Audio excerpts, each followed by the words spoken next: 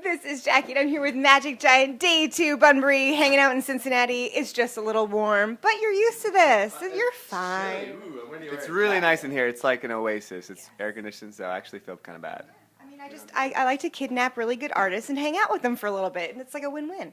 I mean, it's not the same as Coachella. How did you survive Coachella, and how is it different from Bunbury? Because I know it's definitely not the same kind of festival. Coachella was probably the hottest show we ever played. How well we performed. like so hot, like Hansel. Yes, 100 degrees and beating sun. But it was, yeah. I mean, I remember you said like song 3. You looked at the set list. You're like, oh my gosh, I think I'm gonna die. Yeah. It was good. It was like going to a sweat bath, you know. Oh yeah. But I mean, like if you just like strip down to nothing, then you're good. And apparently that's something you guys like to do. Really? Why, I mean, that's what I've said. Yeah, I mean, tell me some more about Camp Misfits, because that is maybe tomorrow. It's not even public. All right, so Camp Misfits. So we have our fans call themselves Magic Misfits. Some of them have been to over 50 shows in the last year. So we wanted to do something that was like an experiential get-together where there's music, there's dancing, there's sports, all these different fun things in nature. And so we're calling it Camp Misfits. It's October 18th to 21st in Northern California. And if you want more details, we just posted about it on Instagram and a partially nude photo on our Instagram, Magic Giant. We were totally nude. We were totally, you're right, we were totally nude. I was going to say partially is really an understatement, but okay. Thank you. Excellent. So you recently released your acoustic EP, In the Wind. How is that an evolution from your previous work? Obviously, it's acoustic versions of album work as well. It's almost like a devolution. Like this is where it came from. It's like we would write these songs on acoustic instruments, so it really grasps the meaning and the theme of the songs in a different way, and almost like it lets them breathe in this new kind of. There's a new meaning to the songs, which is almost the original meaning. Yeah, we've been playing them acoustic. I like being the interviewer here. We've been playing them acoustic as part of our show, so we wanted to be, and it was like a totally different vibe than the rest of the show. So we wanted to be able to capture that and share with people. So if you couldn't come to a show, you could still hear kind of that side of Magic Giant. And your previous work has featured a lot of collaborations. What are the benefits of collaborating with other artists, other musicians? Yeah, I mean, we've had some horn players and stuff like that.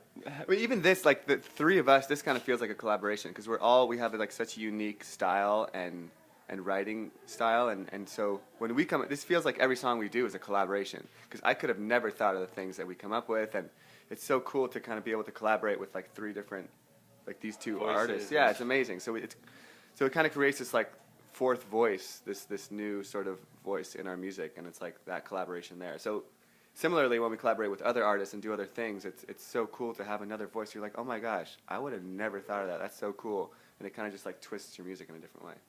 Yeah, and we've got to we've toured with some bands like Revivalists, and we've gotten to see and grow and be inspired by and play these festivals with all these amazing bands, and we just played Bottle Rock, and it's been cool to see other bands. If you could pick anyone, any genre, who would be like your dream collaboration? Dead or alive? Yeah, either. Okay, Freddie Mercury from Queen, 100%. Yeah.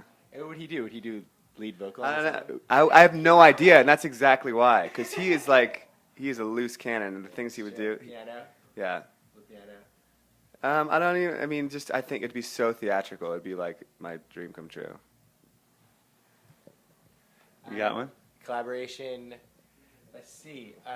A live collaboration. It would be good to do. Would like to do a song with. It'd be cool to do a song with the Revivalists.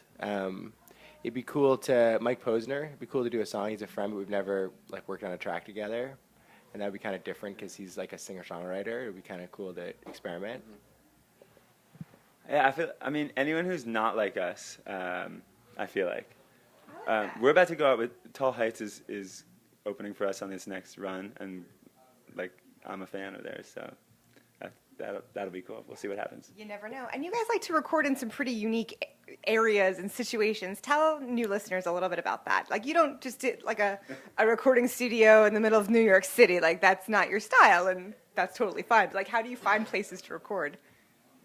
So when we're looking, on our In the Wind LP, we had all these festivals booked, and we booked basically recording sessions in nature in between the festivals. And so we looked at a map, like let's say for instance, when we were leaving a festival outside of Seattle, going to San Francisco. You can either go down the highways inland, or what we did is we looked at the map, and the redwood forest is like in between it. It's a much longer kind of way. It's like a huge detour, like 14 hours compared to 8 hours or something like that. So we looked for like acoustical anomalies. So we actually recorded inside of one of the redwood trees along the way, and we were looking down the list. Yeah, it's about the size of this room, and it was literally called Avenue of the Giants, is where the redwood tree is. So it just felt like fate.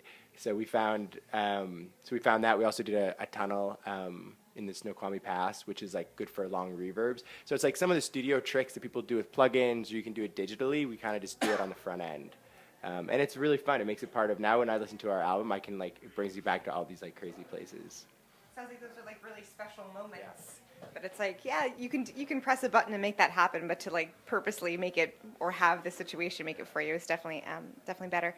Speaking of Instagram before, how do you use social media to connect with fans, and what's your favorite platform?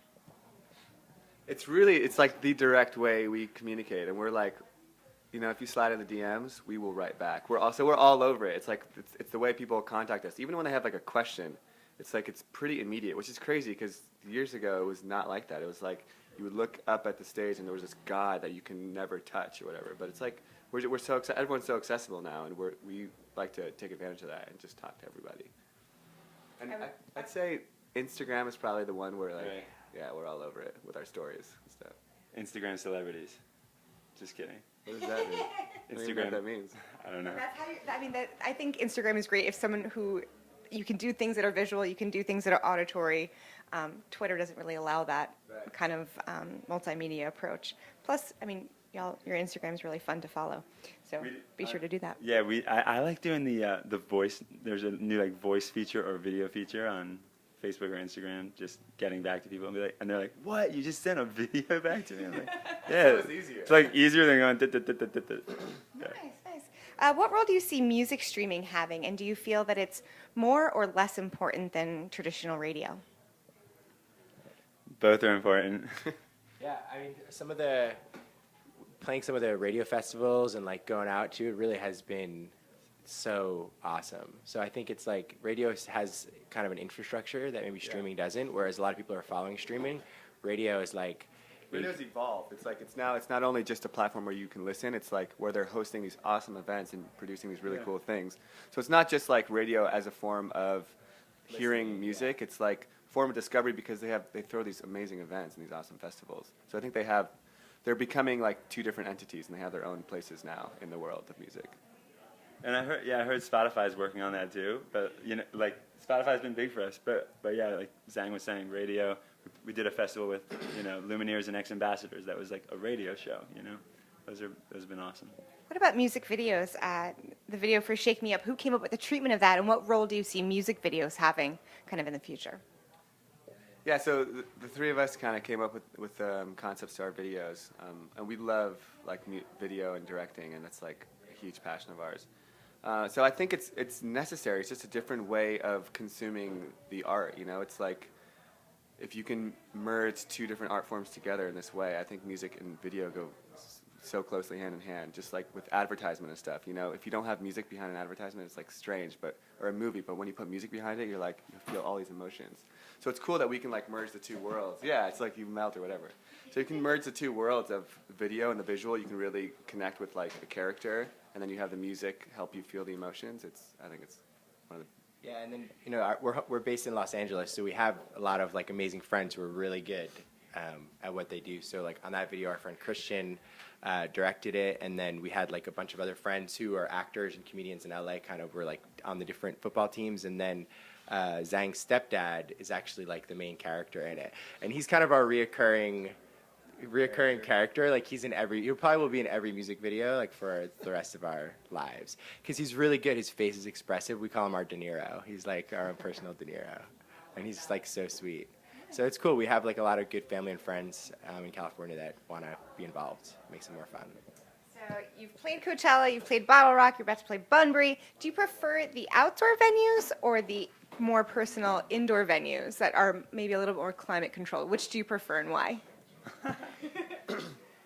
Yeah, I couldn't pick a favorite. Yeah, they're just different. They both have their places. I mean, I love playing here in the open, and for some, like, it's easier to listen to. It just sounds nice. It's like an open space. The sound is beautiful, and the environment. Like, we're on a river right now. You can't play on a river in a club. You know what I mean? Not yet, you can't. Not with that attitude. But there's something cool about the clubs. You know, it's very intimate, and you can almost like touch every person, every attendee. You know, it's like you're so close to them. So there's something special about that. So what's up next for you guys after Bunbury? Ooh, well, we're going on a little tour, continuing our tour. So we'll be in Detroit, and Chicago, and St. Louis, Milwaukee, and Laurel Live in Cleveland. Yeah, and then I think we're going to come back here in November, but it hasn't been announced yet. But we're working on it. I like that little tease. Well, stay tuned for much more from Magic Giant. This is Jackie. Thanks to Chorus FM and In the Key of Change.